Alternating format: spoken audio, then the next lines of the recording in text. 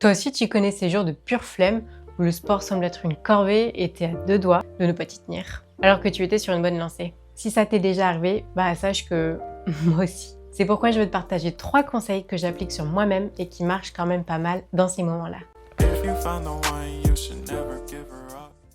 La première chose que je fais, c'est que je me pose au moins 3 questions.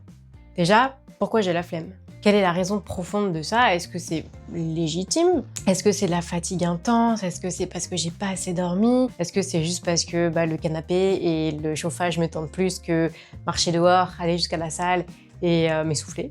Ensuite, je me demande, est-ce que j'ai mieux à faire que le sport ? Est-ce que j'ai mieux à faire que atteindre mes objectifs que je me suis fixés ? Cette question, elle est quitte ou double. Si ton pourquoi tu fais du sport, il est fort, alors tu auras beaucoup plus de chances de vouloir t'y tenir et de quand même faire ta séance de sport. La dernière question que je me pose, c'est « Et si je ne fais pas mon sport, qu'est-ce qui va se passer ?» Je vous laisse vous poser la question vous-même. Vous répondez quoi, vous ?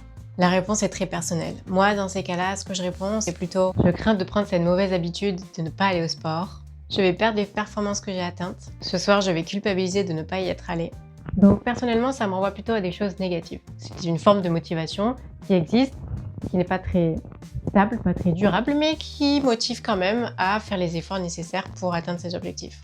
La deuxième chose que je fais, c'est j'adapte. Je rétrécis, je raccourcis, voire je reporte ma séance de sport.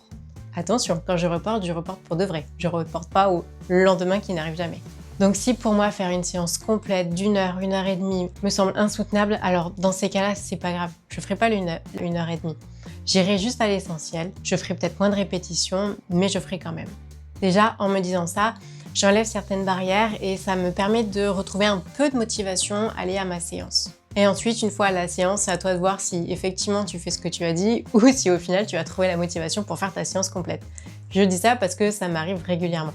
Si toi ça ne t'arrive pas et que tu restes sur la séance adaptée et raccourcie, c'est très bien aussi. C'est toujours mieux que de ne pas le faire du tout. Et enfin, la troisième chose que je fais, je me demande ce que j'ai réellement envie de faire, ce qui me donne envie, ce qui m'attire le plus. Qu'est-ce que je pourrais faire dans ma séance qui vraiment me donne de la joie, qui m'amuse ? Est-ce que c'est essayer des nouvelles postures de yoga ? Est-ce que c'est m'entraîner sur cette posture dont je n'ai pas encore pris suffisamment de temps à m'entraîner dessus ? Est-ce que au lieu de faire mes squats plus lourds, est-ce que j'ai pas envie de les faire assister sur une machine ? Est-ce que ça me paraît plus facile, plus plaisant ? Je me demande qu'est-ce qui pourrait m'apporter de la joie et du plaisir dans ma séance. Ça, c'est très important et c'est la chose la plus importante à rechercher quand on s'entraîne. C'est ce qui va permettre le plus d'être régulier et régulière dans ces séances.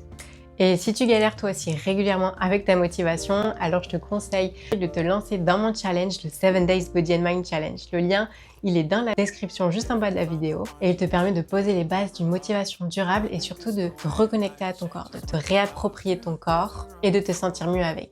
N'oublie pas de liker la vidéo, ça m'aide beaucoup, ça fait avancer la chaîne. Tu peux aussi t'abonner et activer la cloche des notifications pour ne manquer aucune des prochaines vidéos, des conseils, motivation, bien-être dans son corps, les cours de yoga, les cours de fitness aussi. Et je te dis à très bientôt.